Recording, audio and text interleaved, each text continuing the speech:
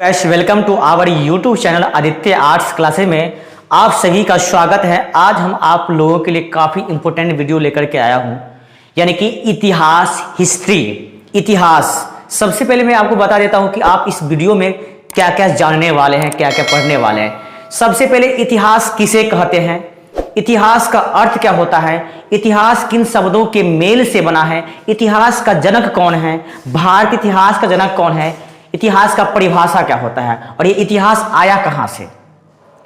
आप इतिहास के बारे में बेसिक नॉलेज आपको यहां से मिलने वाले हैं, बहुत अच्छे से मिलने वाले। इसलिए अगर आप लोग चैनल पे पहले बार विजिट कर रहे हैं, पहले बार जुड़े हैं, तो प्लीज आप लोगों से बस एक ही रिक्वेस्ट है, आप चैनल को सब्सक्राइब अवश्य करें और वीडियो पसंद आए तो वीडियो को लाइक भी जरूर करें और अपने मित्रों में, दोस्तों में जमकर शेयर करें, जिससे उन्हें भी इतिहास के बारे में, इतिहास यानी इतिहास के जो बेसिक नॉलेज होता है वो उनको प्राप्त हो सके।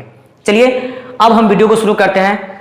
जानेंगे सबसे पहले हम जानते हैं इतिहास यानी कि हिस्ट्री। इतिहास, इतिहास पढ़ने से पहले इतिहास का अर्थ जानना का भी जरूरी होता है।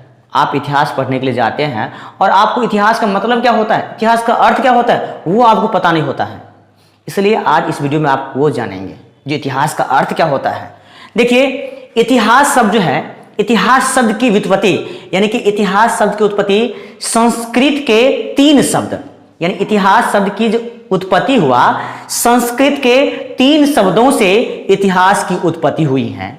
वो 3 शब्द कौन कौन है जानेंगे। वो 3 शब्द हैं इति प्लस ह प्लस आस से हुई है, यानी कि इतिहास की उत्पत्ति यानी कि इन तीनों शब्दों से हुई है, यानी इति प्लस ह प्लस आस, यानी कि ये 3 शब्द जो है ना, इन्हीं तीनों शब्दों से क्या बना है, आपका ये इतिहास बना है।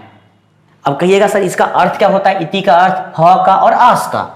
तो देखिए इति का अर्थ होता है जैसा हुआ वैसा ही, यानी कि इति का क्या अर्थ होता है, इति का अर्थ होता है जैसा हुआ वैसा ही, और ह का अर्थ होता है सचमुच, और आस का अर्थ होता है निरंतर रहना या बोध होना, निरंतर रहना या क्या होना, बोध होना।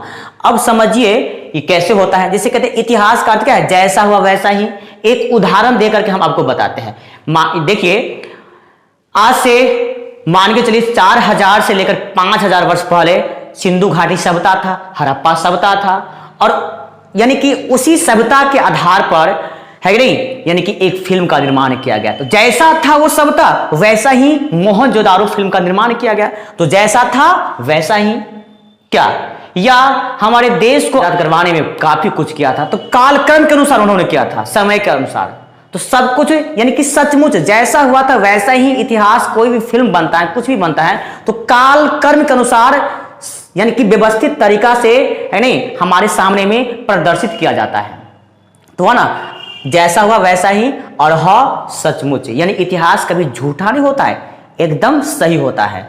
कहिएगा हमारा इतिहास यानी कि हमारा इंडिया आजाद हुआ था 15 अगस्त 1947 को, तो क्या ये गलत नहीं ना है, ये 100% राइट है।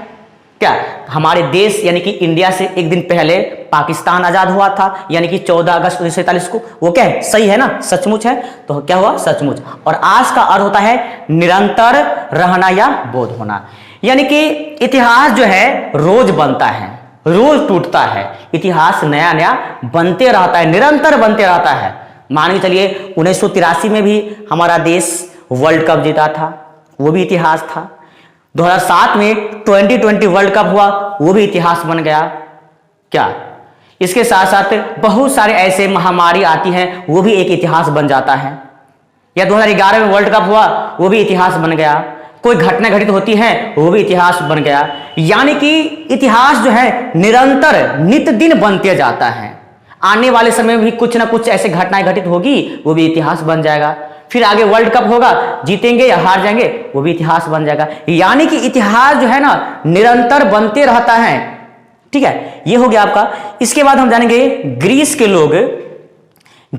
लोग इतिहास के लिए हिस्ट्री शब्द का प्रयोग करते थे, जिसको हम लोग कहते हैं हिस्ट्री कहते हैं, हिस्ट्री शब्द का प्रयोग करते थे।